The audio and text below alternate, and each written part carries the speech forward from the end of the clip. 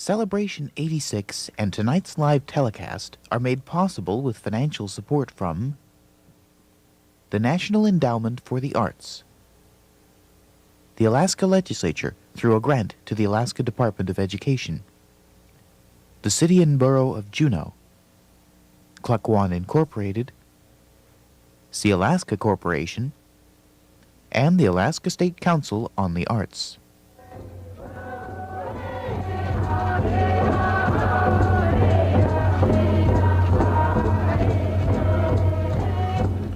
They made history when they came together in Juneau in 1982.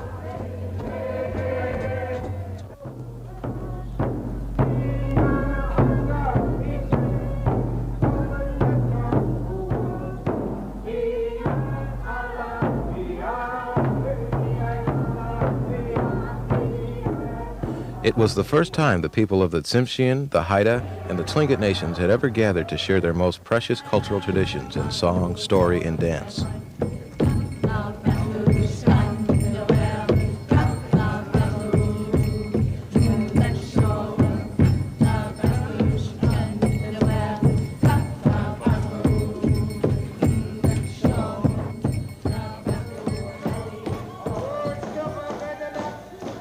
They returned to Juneau for another unforgettable celebration in 1984.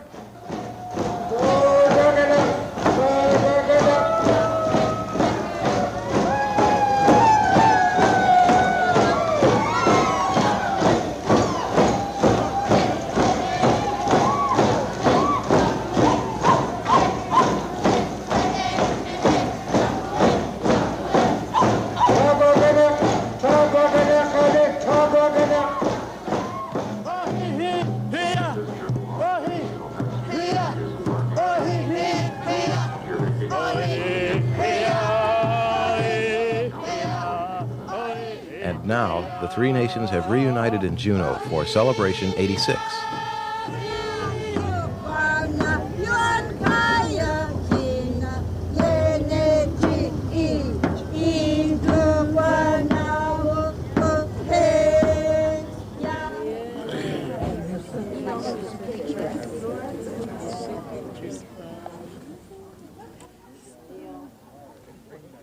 This special live telecast is a production of KTOO Television in cooperation with the Sealaska Heritage Foundation.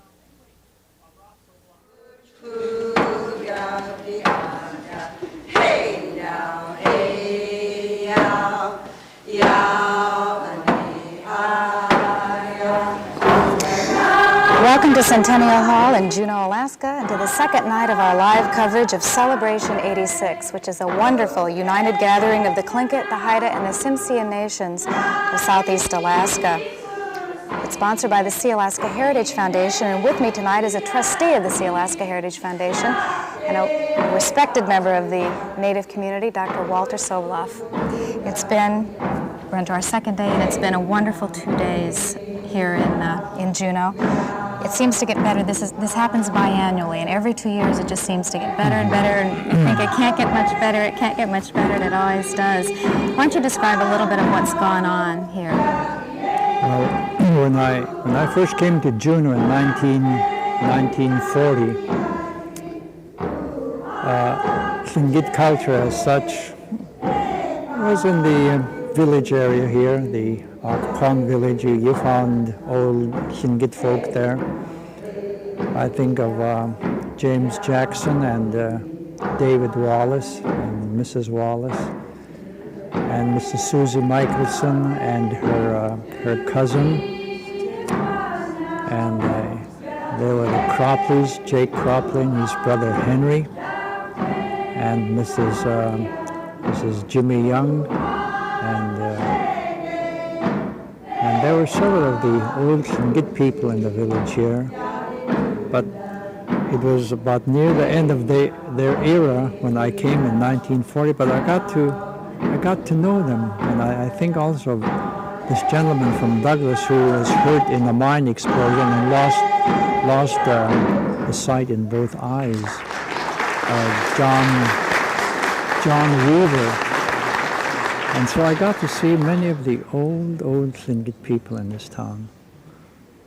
And to me, to meet them gave a flavor to my life. I could understand about that well, but they knew I was interested to relearn the language, so they all took turns teaching me and speaking with me in the Tlingit language.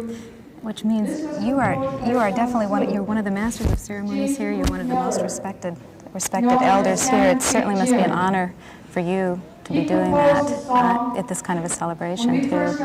Yes, this is indeed very interesting. I look over the audience here, and there are 300-400 people here, and some have gone home at this late hour, but still here. We still got dancers on the stage. It's the Mount Juneau Tlingit dancers led by Rosa Miller that are on stage right now, and maybe we'll take a look at them for a few minutes here. Let's see what they're doing on the stage. Listen for a minute. The second verse. Remember me when you go to church. Say a prayer for me. Daktain Tanyatki.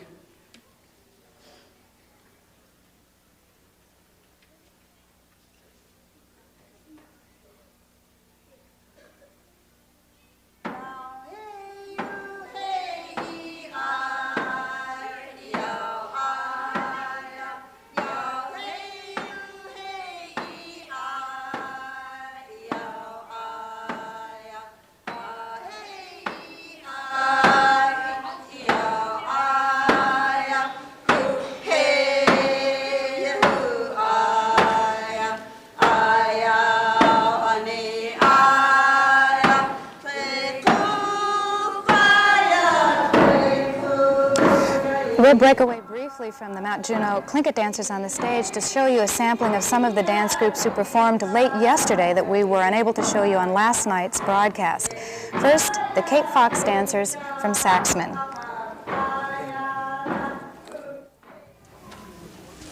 Not all the time, in our time before, when our man would get lost in the woods, so it is today. Sometimes in the big city or in the villages, some of our people get lost. And sometimes it is we're able to bring them back to our fold. And remember, the love that comes from the family is the reason why he recognizes his family when he's going to come back home again. Ho-ho, cook. Ho-ho. Oh mamai, oh mamai, oh mamai, oh mamai, oh mamai, good. Oh mamai, oh mamai,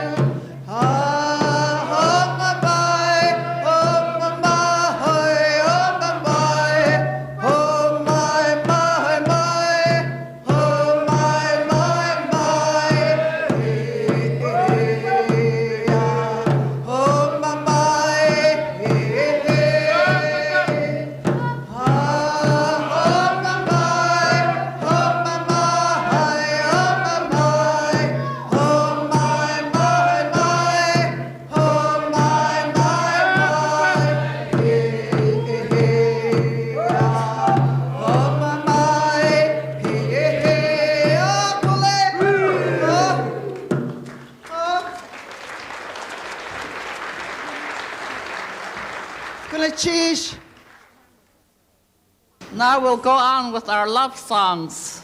These songs are composed in Huna, so we always want to sing it because we respect the people who composed these songs for us. They left it so that we can use it.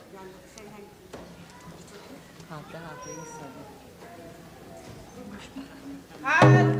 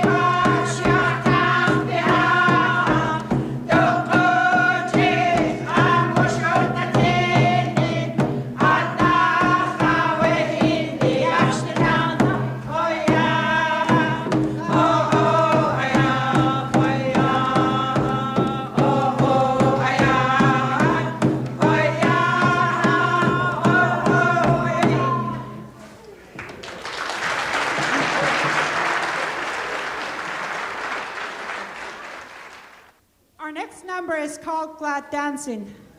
And this is performed also by a wolf representative and eagle representatives. And usually when we perform in other areas other than on a stage, we invite people to come and join us to do some glad dancing, be proud of who you are, be proud of your culture, the house that you come from.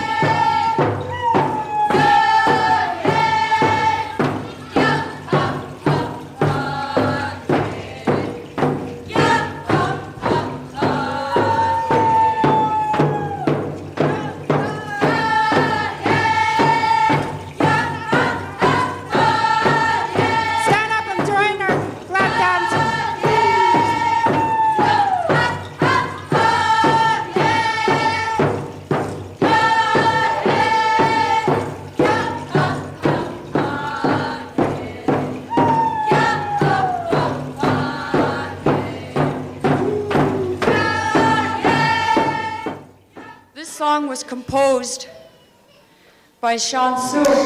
We're back live now in Centennial Hall. The Mount Juneau Tlingit dancers are on stage, and I'm here with Walter Soboleff, and I thought maybe, Dr. Soboleff, you could explain to people who are watching at home why there are people sitting on the stage and not dancing. Bessie Visaya, who is a well-known elder in Juneau, is sitting in a chair, and there are people sitting in front of her. Who are they, and why are they sitting and not dancing? Yes, well, it so happens that they're all Raven Tribe clan members, Raven Tribe and Dog Salmon clan members. And so they're just sitting there as a clan family.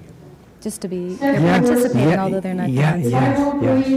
And Bessie, is Bessie she's the matriarch? She's the matriarch of the Dog Salmon clan in the Juneau area. Mm-hmm.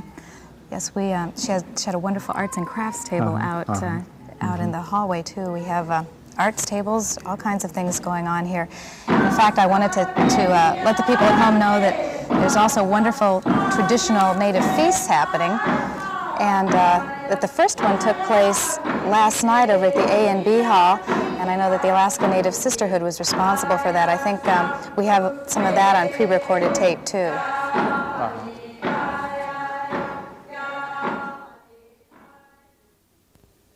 We're having both American and the Tlingit food. We're having, a combination of whatever, and we hope everybody enjoys it. Well, we have herring eggs, smoked fish, herring eggs from Sitka, venison from Sitka, and we have some smoked salmon sockeye and halibut, chili. We thought that would go with the weather we're having. The fish was donated from Sitka, and we started working on that since last night and got it going. And we try to get done about 300 people or so. We don't. Anytime we have something like this, we never really know how many people will be coming. The finest delicacy, herring roe from the waters of Sitka. This one here is on kelp. Oh, they call it seaweed. Herring eggs on seaweed. They call this one here on branches. Spruce branch. This here is very tasty. You can eat it right with the seaweed. It's not harmful. But this one here, you have to pick them off the branch.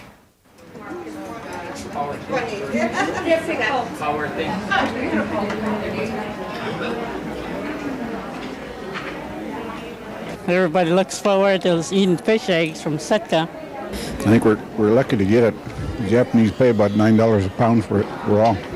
It's a delicacy for us. It's something we only obtain once a year.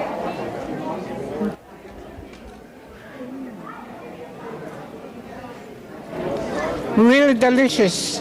I wish you taste it, then you're going to go crazy for it to eat it.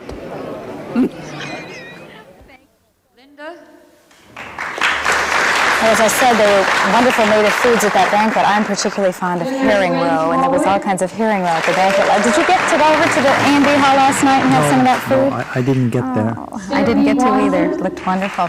Dr. Sobel, I wanted to let people know a little bit about how much the Sealaska Heritage Foundation has emphasized that the Celebration 86 is not just an event for Native people. It is particularly a celebration that's important to Native people, but it's also being planned and intended to be shared with non-Native people. I know that you've emphasized that with the translations you've been doing, particularly. Isn't that right? It's a very interesting facet of Juneau community life. We have two cultures in the Juneau area: the Western civilization, and then we have the southeastern Alaska culture folk who are here, and they speak their language, and they follow many of their cultural programs, their ceremonials. But it's interesting, I think that many of the non-Native people who have attended this year are able to get a really good sense of what's going on. The dance leaders are explaining what their songs mean. You have been translating, and other people have been translating speeches. Is that's unusual, of course? Or is it a special attempt being made this year? Yes, it is. Just so that the non-speaking folk who come will really enjoy it and know what is being said, I think it's really worked. Well, we want to remind you that the Mount Juneau Tlingit dancers are on stage right now. We'll be looking at them a little bit later, a little bit more, a little bit longer. But we do want you to get a fair sampling of all the fantastic performances that have been taking place down here. So let's take a look at some of the groups that we pre-recorded earlier in the day today here at Centennial Hall.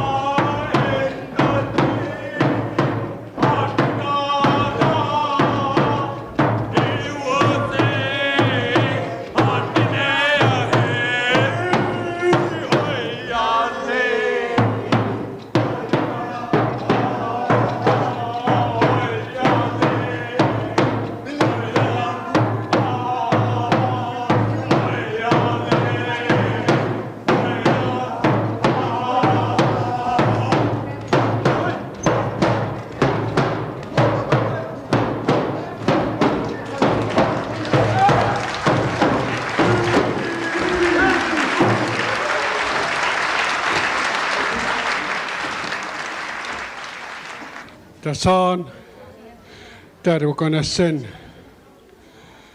Joe Johnson, he used to come up to Haynes to help us when we were beginning to start our dancing. He used to be our drummer, and he got sick.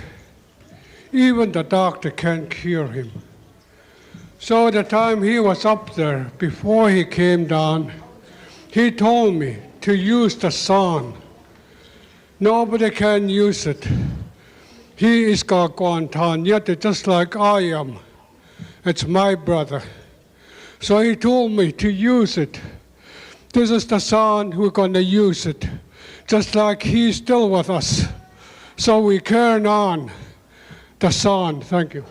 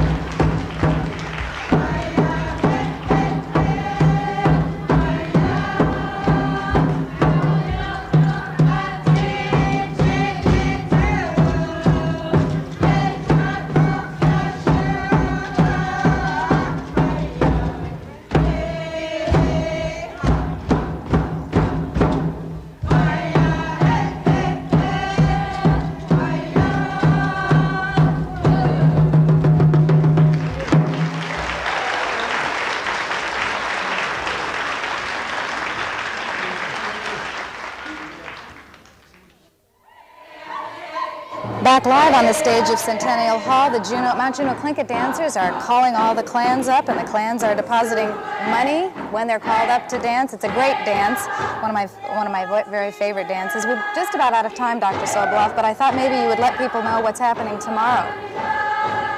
Tomorrow morning at 9 o'clock, the program resumes. We'll have the Chilkoot Cultural Group, also the Haida dancers, the Marks Trail dancers, the Tsimshian dancers are very good. You'll enjoy them. Yeah. And the Thunderbird Clan.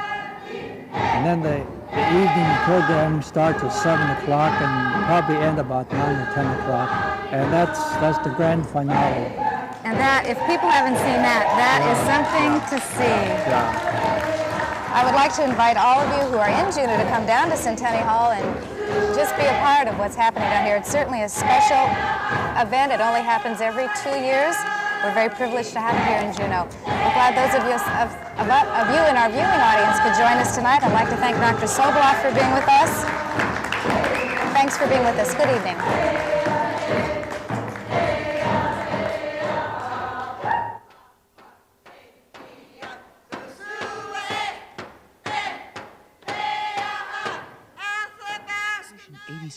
And tonight's live telecast are made possible with financial support from the National Endowment for the Arts, the Alaska Legislature through a grant to the Alaska Department of Education, the City and Borough of Juneau, Cluckwan Incorporated, Sealaska Corporation, and the Alaska State Council on the Arts.